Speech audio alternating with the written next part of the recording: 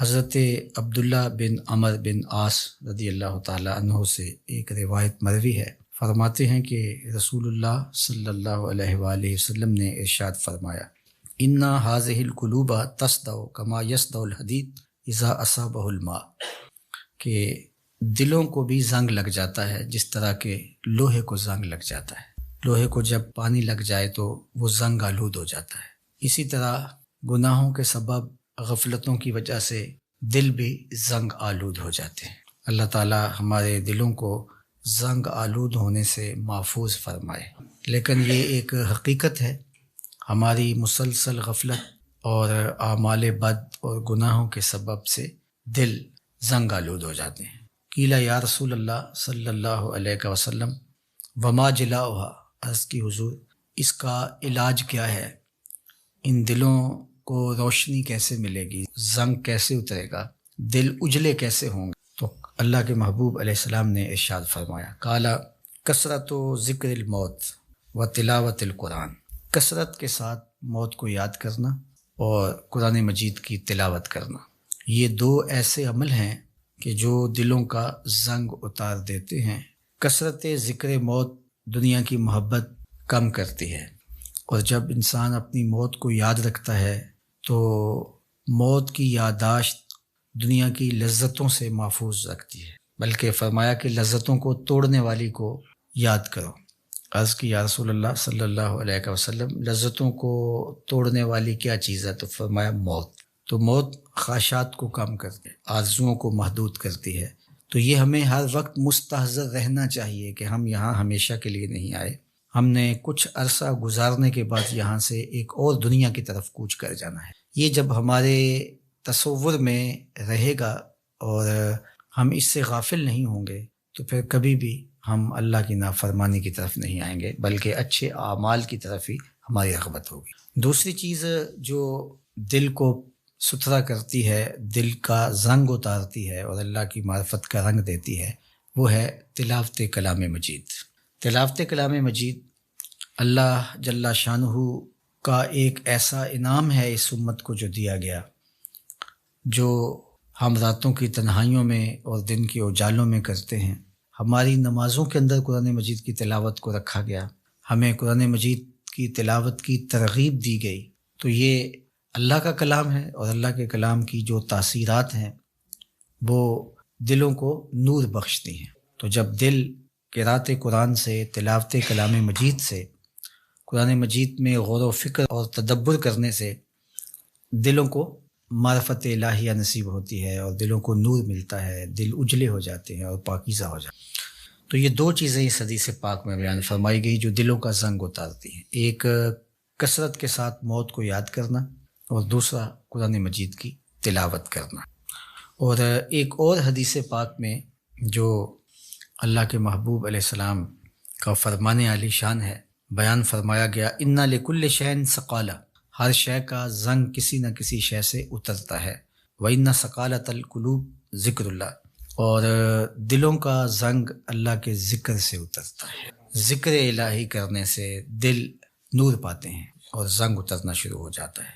اور آقا کریم نے یہ بھی ارشاد فرمایا، وَمَا مِن شَيْءٍ أَنْجَى مِنْ عَذَابِ اللَّهِ مِنْ ذِكْرِ اللَّهِ، اللہ کے عذاب سے نجات دینے والی ذکر الہی سے بڑی کوئی چیز نہیں ہے۔ سب سے زیادہ اللہ کے عذاب سے جو نجات دیتا ہے وہ اللہ کا ذکر ہے۔ تو کثرت ذکر دلوں کا زنگ اتارتا ہے اور اللہ کی معرفت کا نور نصیب ہوتا ہے۔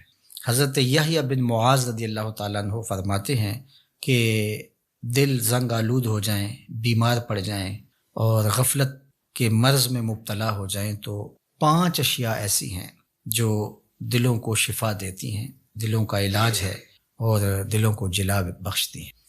تو فرمایا سب سے پہلے تو قراءۃ القرآن بالتفکر، تفکر کے ساتھ قرآن مجید کی تلاوت کرنا، جو کہ حدیث پاک میں ابھی آپ نے سماعت کیا۔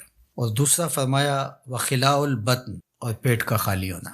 بھرے ہوئے پیٹ غفلت کا سبب بنتے ہیں، اس لیے کثرت کے ساتھ روزے رکھنے چاہیے۔ روزہ اللہ جل شانہ کی قربت کا ذریعہ ہے اور تقوی کا نور دیتا ہے اور باطن کی جلا کا سبب اور ذریعہ ہے۔ تیسری بات فرمائی وقیام اللیل، راتوں کو قیام کرنا، جب دنیا سو جائے مصلی بچھا لے اور اللہ کے حضور آہوزاری کریں اور اللہ کے حضور سجدہ ریزیاں کریں، قیام و رکوع سے اپنے روٹھے ہوئے رب کو منائیں۔ اس سے دلوں کے زنگ اترنا شروع ہو جائیں گے اور دل اللہ کی معرفت کا رنگ پکڑنا شروع کر دیں گے۔ اور چوتھی چیز انہوں نے بیان فرمائی وَالتَّضَرُّعُ عِنْدَ السَّحَرِ، سحری کے وقت مصلے کے اوپر بیٹھ کے رونا۔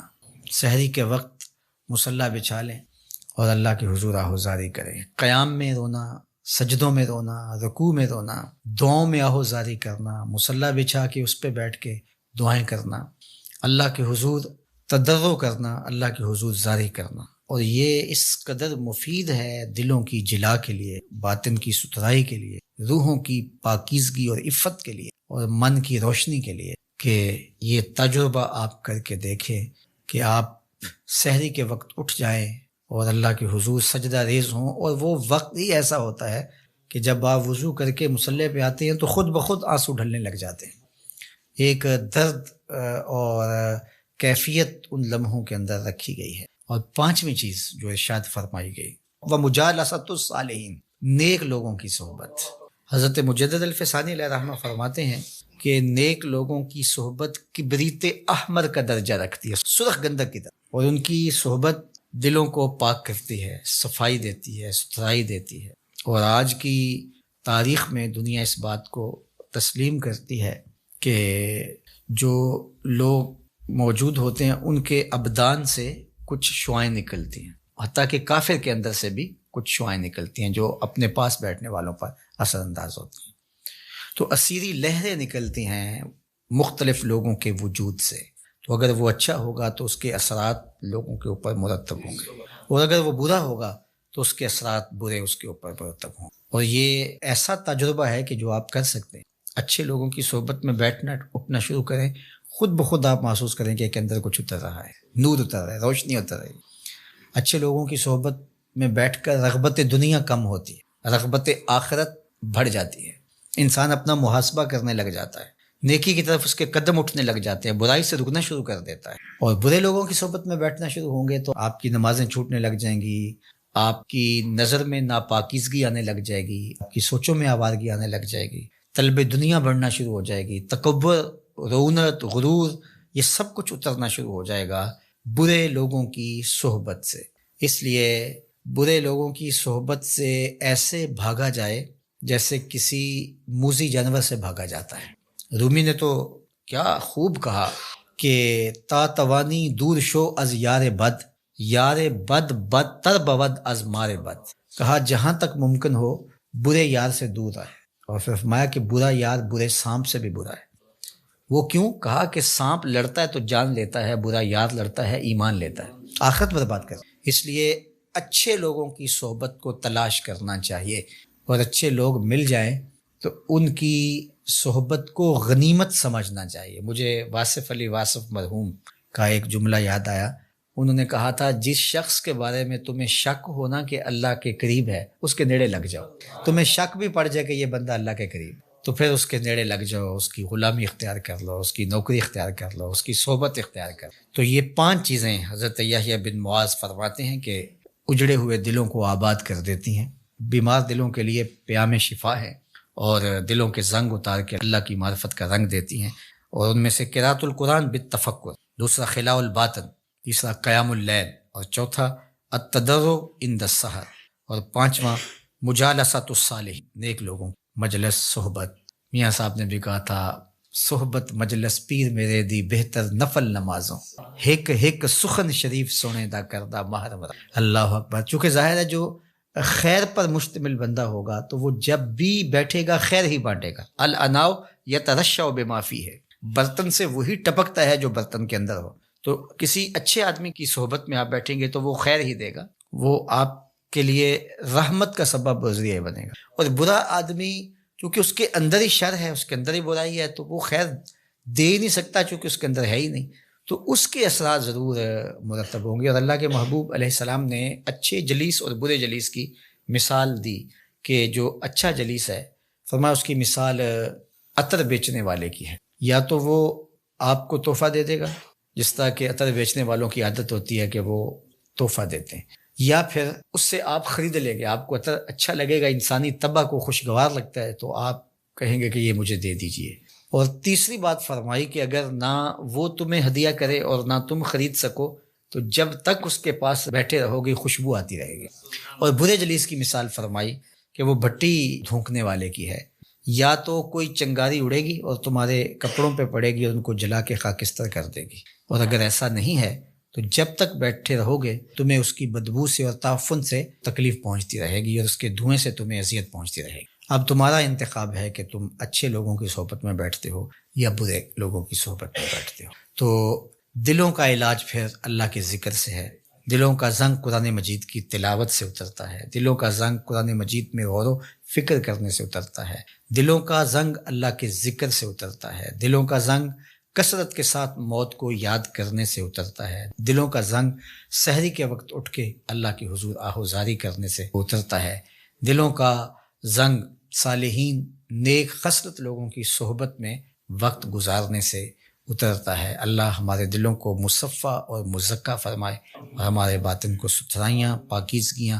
اور نور و نکہت عطا فرمائے۔ مسجد نبوی کا صحن تھا اور ایک شخص کونے میں بیٹھ کے دعا مانگ رہا ہے، ذرا اس کے دعا کے لفظ سنیے۔ اللہم انی اسألک بانک انت اللہ، اے اللہ میں تجھ سے اس لیے مانگتا ہوں کہ تو میرا اللہ جو ہے۔ ذرا غور کیجیے، میرے والد گرامی فرماتے تھے اگر بیٹا باپ سے کہے کہ ابا جی میں آپ سے اس لیے مانگ رہا ہوں کہ آپ میرے ابو جو ہیں، تو باپ کو اپنا وجود بیچ کے بھی دینا پڑا تو اس کی ڈیمانڈ پوری کرے گا۔ جو اس نے لفظ ہی ایسا کہہ دیا کہ ابو میں آپ سے اس لیے مانگ رہا ہوں کہ آپ میرے ابو جو ہیں، تو میں نے آپ سے ہی مانگنا ہے۔ تو بندہ کیا کہہ رہا ہے؟ اللہم انی اسألک بانک انت اللہ، اللہ میں تجھ سے اس لیے مانگ رہا ہوں کہ تو میرا اللہ جو ہے، لا الہ الا انت، تیرے علاوہ کوئی ہے بھی تو نہیں، انت الاحد الصمد الذی لم یلد ولم یولد، تو ایک ہی ہے، واحد ہے، اور کوئی ہے ہی نہیں جس در پہ جاؤں، کوئی چوکھٹ نہیں ہے جہاں دامن پساروں، کوئی دہلیز ہی نہیں ہے جہاں جھولی پھیلاؤں، تو بے نیاز ہے اور تجھے نہ کسی نے جنم دیا اور نہ تو نے کسی کو جنم دیا۔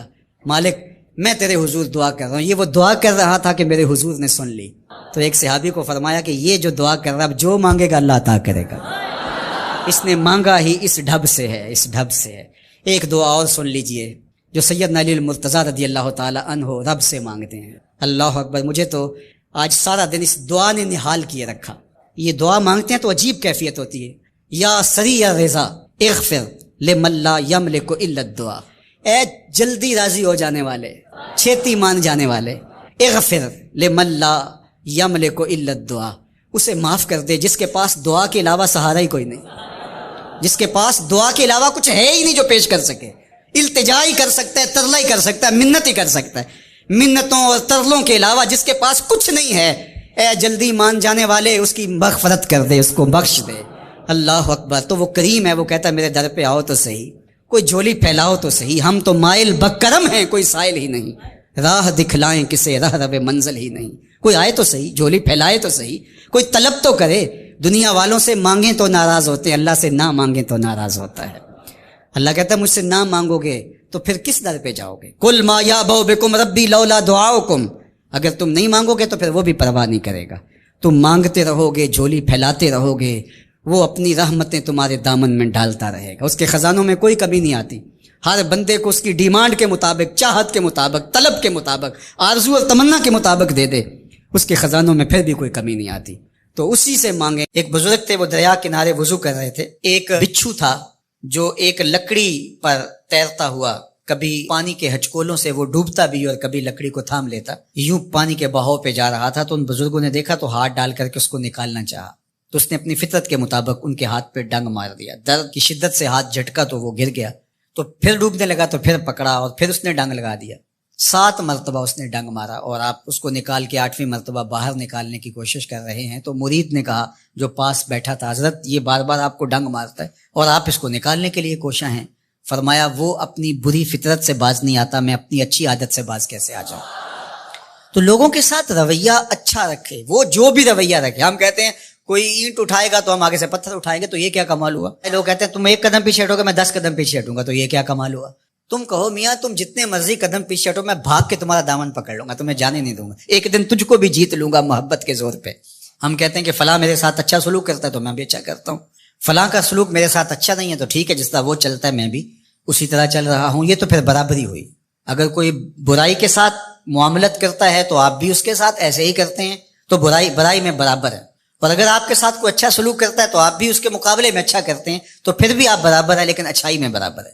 تیسری صورت یہ ہے کہ کوئی آپ سے اچھا سلوک کرتا ہے اور آپ اس سے برا سلوک کرتے ہیں، یہ بدترین صورتحال ہے. اور سب سے بہتر صورت کیا ہے کہ کسی کا رویہ تلخ بھی ہو، کسی کا انداز نامناسب بھی ہو، کوئی آپ کے ساتھ برا سلوک بھی کرتا ہو لیکن آپ اس کے ساتھ اچھا سلوک کرتے ہیں. خون کا رشتہ ہے، دودھ کا رشتہ ہے، وطن کا رشتہ ہے، ہمسائیگی کا رشتہ ہے، آپ کے ساتھ اس کی تعلق داری ہے، آپ کے آباء و اجداد کی آپس کے اندر سانجھ تھی اور آپ اس کو نبھا رہے ہیں. تو یہ ہے بہترین رویہ کہ کسی کا کوئی بھی رویہ ہو آپ اس کے ساتھ اچھا رویہ اختیار کرتے ہیں. حضرت عقبہ بن عامر رضی اللہ تعالی عنہ کو حضور نے ارشاد فرمایا تھا، سل من قطعک واعط من حرمک واعف عن من ظلمک. اے عقبہ بن عامر، جو تجھ سے تعلق توڑے تو اس سے تعلق جوڑ، جو تجھے محروم رکھے تو اس کی جھولیاں بھر دے، اور جو تیرے پہ زیادتی کرے تو اس کو معاف کر دے، اس سے درگزر فرما. یہ بہترین کردار ہے جس سے ایک اچھا ستھرا پاکیزہ اور مناسب معاشرہ ترتیب پاتا ہے اور ترکیب پاتا ہے.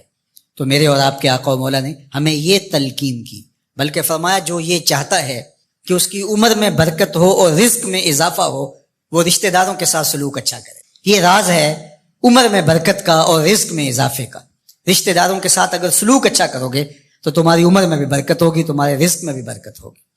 تو ہمیں یہ تلقین کی گئی. رشتہ دار تو دودھ یا خون کی سانچ سے رشتہ دار بنتے ہیں، کوئی عام انسان بھی ہو، ہمیں تو ان کے ساتھ بھی اچھا رویہ اختیار کرنے کی تلقین کی گئی. حتیٰ کہ آپ کے دین پر نہ بھی ہو تو آپ کی ہمسائیگی میں بستا ہے، مستامن ہے، ذمی ہے، تو اس کے ساتھ آپ کا سلوک اچھا ہوگا. آپ کا دین آپ کو یہ سکھاتا ہے. شیخ سعدی بولے، شنیدم کے مردان راہ خدا، دلے دشمنا ہم نہ کردن تنگ، تو را کہ میسر شود ای مقام کہ با دوستانت خلاف است و جنگ. میں نے سنا ہے کہ جو اللہ کے بندے ہیں وہ تو دشمنوں کا دل بھی نہیں دکھاتے.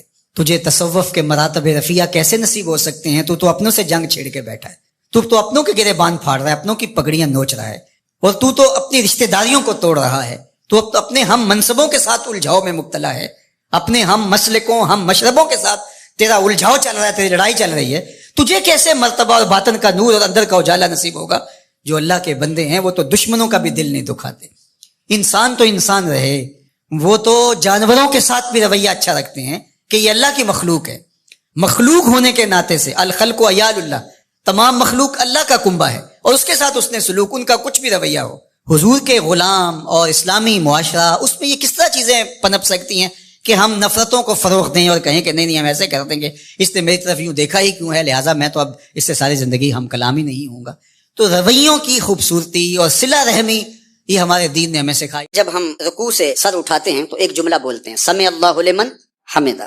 تو کبھی کبھی ایسی کیفیت پیدا ہو جاتی ہے، اس کا معنی کیا ہے؟ سمع اللہ لمن حمدہ، جس نے اس کی حمد کی اس نے سن لیا. اللہ اکبر. ذرا غور تو کیجئے، جب انسان رکوع میں کہہ رہا ہے سبحان ربی العظیم، کہ میرے مالک تو کتنا عظیم ہے، یہ بار بار کہہ رہا ہے، اور یہ ذکر کی کیفیت ہے، اور وہ رکوع میں جھک کے کہہ رہا ہے. کیسا اس کا ذکر، کبھی قیام میں، کبھی قعود میں، کبھی سجدے میں، کبھی سیدھے کھڑے ہو کے، کبھی درمیان میں جھک کے، کبھی نیچے پیشانی زمین پہ رکھ کے، کبھی سبحان ربی العظیم، کبھی سبحان ربی العالی، کہیں سبحان اللہم وبحمدہ کا. اس کا نام کھڑے قیام و قعود میں پکارا جا رہا ہے. کیا اس کی حمد کی بولیاں اور ترانے پڑے جا رہے ہیں. تو ذرا اس کا لطف ذرا دیکھیے کہ جب رکوع میں ہم نے کہا سبحان ربی العظیم، وہ کتنا عظیم رب ہے، اس کی پاکیاں ہیں، اس کی تسبیح ہے، اس کی عظمتوں کے ترانے ہیں، جو بہت عظمتوں کا مالک ہے. 3 مرتبہ کہا، 5 مرتبہ کہا، 7 مرتبہ کہا. جس قدر ذوق کی کیفیت تھی ہم نے کہا. شریعت نے ہمارے ذوق پہ چھوڑا ہے، شریعت نے یہاں پابندی نہیں لگائی. کہا کہ یہاں تمہارا ذوق ہے، اب تم جھک گئے ہو، تمہارا رب کا تعلق اب بن گیا ہے. پہلے تم نے اس کی تسبیح پڑھی، پھر اس کے بعد تم نے اس کی حمد بولی الحمدللہ رب العالمین، پھر تم نے ما تیسر جو میسر تھا قرآن سے وہ پڑھا. اب تم جھکے نا، اب تمہاری مرضی ہے، پڑھتے جاؤ، اس کا نام پکارتے جاؤ.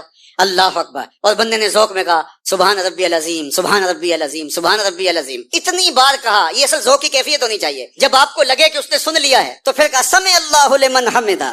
اوہ، جس کو پکارا اس نے سن لیا، جس کو پکارا اس نے سن لیا. پھر بتاؤ پھر اس کی کیفیت کیا ہوگی کہ بندہ پہلے پکارے جا رہا ہے پھر ایک دم اٹھتا ہے اور کہہ رہا ہے سمع اللہ لمن حمدہ. تو جب یہ کہا نا کہ اس نے سن لیا، ساتھ ہی بولا ربنا لک الحمد، مالک تیری ہی حمد ہے. اللہ اکبر.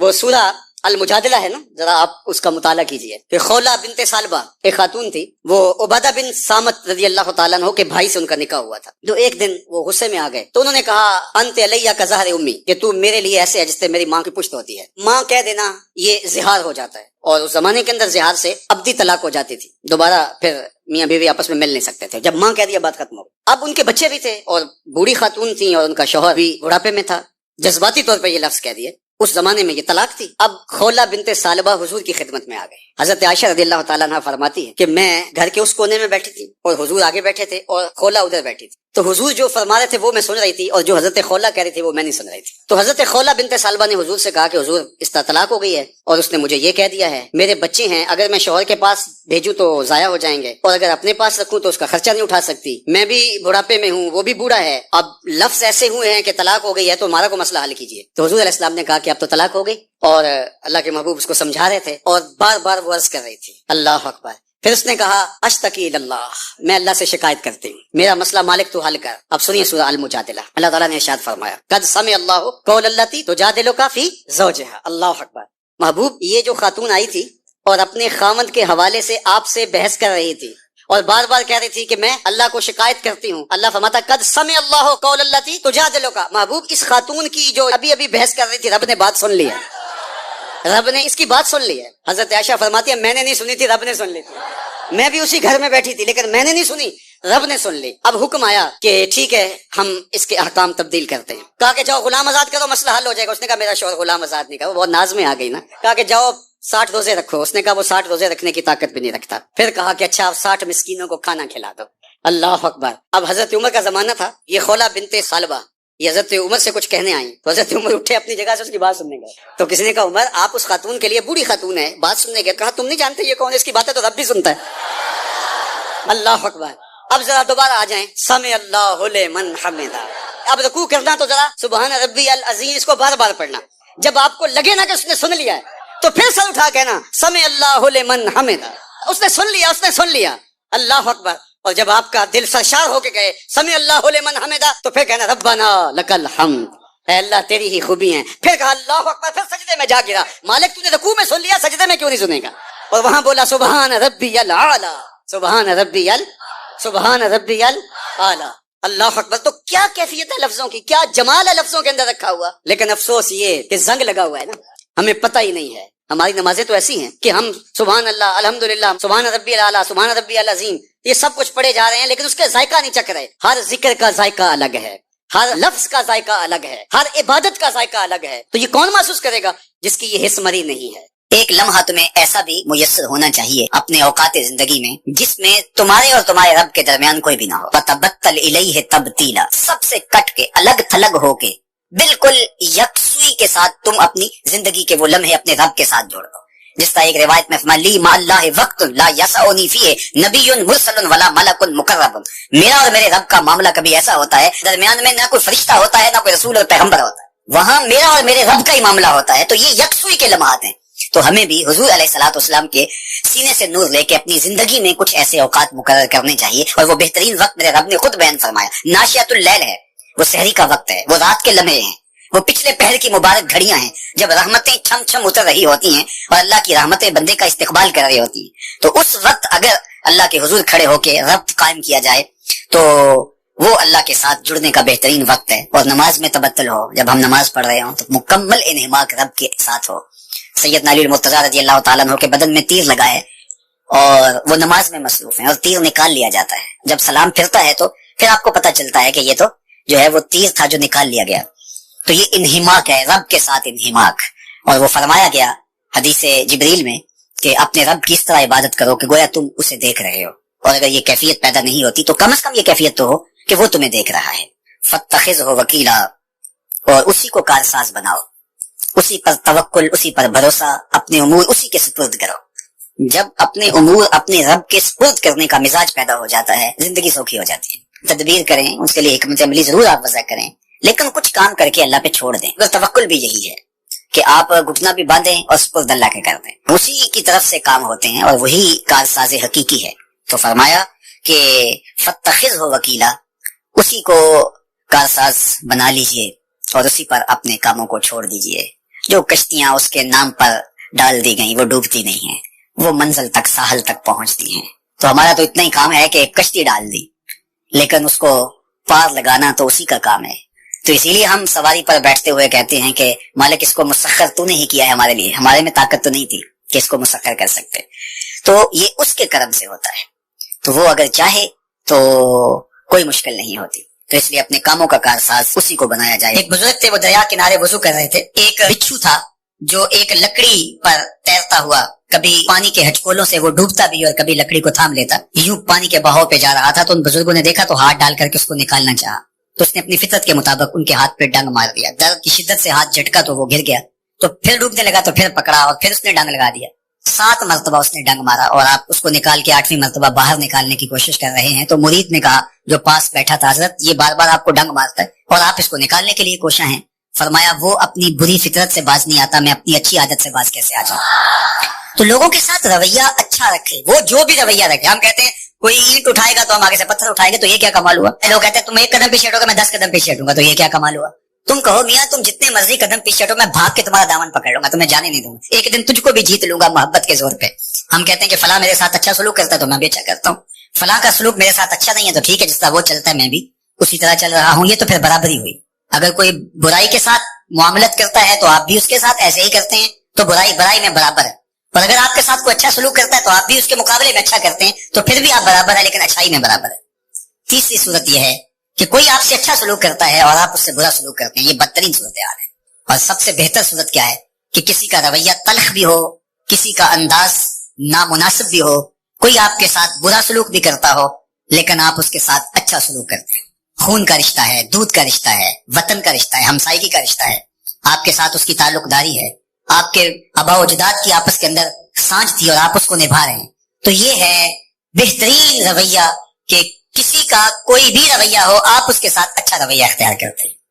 حضرت عقبہ بن عامر رضی اللہ تعالی عنہ کو حضور نے ارشاد فرمایا تھا, سل من قطعک واعط من حرمک